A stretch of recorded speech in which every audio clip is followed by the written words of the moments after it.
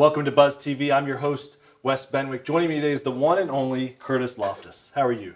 I'm doing great, Wes. Good to see you. Kurtis, you're a fixture at the beach. You've been put in charge and you're running the Deck the Chairs event that's going on its third or fourth, fifth year now? This will be our fifth. Fifth year, which is an awesome event. And if people haven't checked that out, there's a whole another conversation to have with you. But I wanted to talk to you today about these tiny chairs that you have made. And you made these yourself, correct? Yeah, we're building tiny chairs, and that's part of a fundraiser we're doing right now. Tell me about these tiny chairs, and obviously it's tied into Deck the Chairs. It's a lifeguard chair. Why? What inspired you to make this? Well, and I'll do a little backstory on Deck the Chairs. The event, we hold it during the month of December. It's out at the beach, and we decorate lifeguard chairs that are 9 feet tall. And there's about 40 of those chairs right now that go out in the park, and businesses decorate, and we let the businesses sponsor the chair, raise funds for the lifeguards through the sponsorship. And obviously it gives us a wonderful Christmas time holiday event for the beach. And so 4 or 5 years later, we're still building on Deck the Chairs, and I've realized it's a full-time project, and we do a lot of fundraising. And during the middle of the year, around July last year, we started this event, Christmas in July, raising money, awareness for Deck the Chairs in December. These tiny chairs grew out of an idea that I know people struggle a little bit with the massive chairs, and how do you decorate a massive chair? And so created the tiny chair in a way that gives artists, designers, our sponsors a chance to decorate at a scale that's reasonable.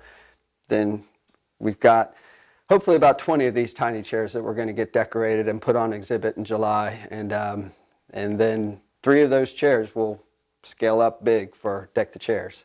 The 3 winning chairs. 3 winning chairs, yes. So there'll be about 20 of these tiny chairs built and distributed to artists and schools, and then we'll talk a little bit about the schools as well. Well, yeah, let's definitely talk about the schools and how you're picking the artists and how people can get involved in seeing this, or maybe even being a part of this competition. So yeah, it's the Tiny Chairs decorating contest, and we have, again, artists that I know, and I started working about a month and a half ago, getting these into about half a dozen select artists that I knew would take the project seriously, give me some good design solutions, and of course I gave them just be creative, just have fun, and but know that this has a chance to be scaled up to 9 feet. And so use materials, think about the way you're creating, make sure it's sustainable, something that can last in northeast winds that are going to be 30 miles an hour sometimes. It's a bit of a science experiment out there for Deck the Chairs. Yeah, it's a project that a lot of folks, when they think about decorating chairs, it's not just wrapping lights. We really put on, I think,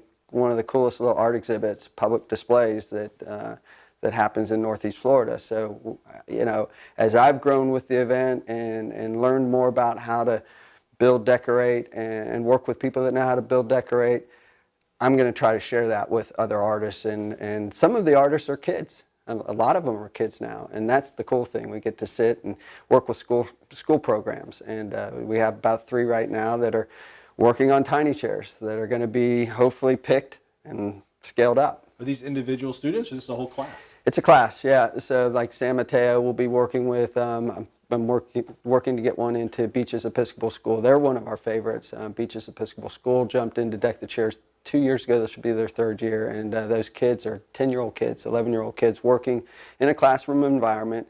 The teacher has some of the guidelines, and the art teacher, and can help the kids with process. So really, again, as an artist, I've grown to appreciate process and how you start from concept, take the concept to you brainstorm. Actually, you brainstorm as a class, figure out what you want to do, take that idea and start to execute sketches, and then sketches obviously turn into, let's build this thing.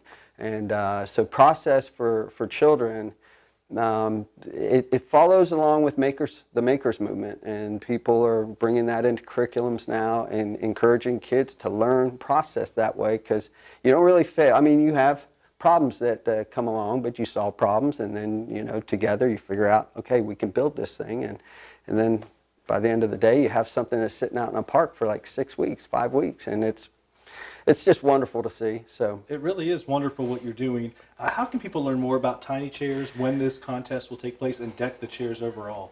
well, we're actually updating the website. It's deckthechairs.org. It won't have the tiny chairs. I'm pushing that out through Facebook. We have a Facebook page, which is also Deck the Chairs.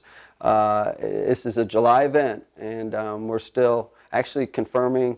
There's an art gallery that held the event for us last year. We had paintings. This year, paintings will be on sale by the First Coast Plein Air Society. They're doing paintings for us, and then we're going to have these little tiny chairs. Kurtis, you are a true asset to the Jacksonville Beach community and Jacksonville overall. It's been a real pleasure having you today on our Buzz TV segment. Please make sure you check out deckthechairs.org and also like them on Facebook at Deck the Chairs. For Buzz TV, I'm your host, Wes Benwick. We'll catch you next time.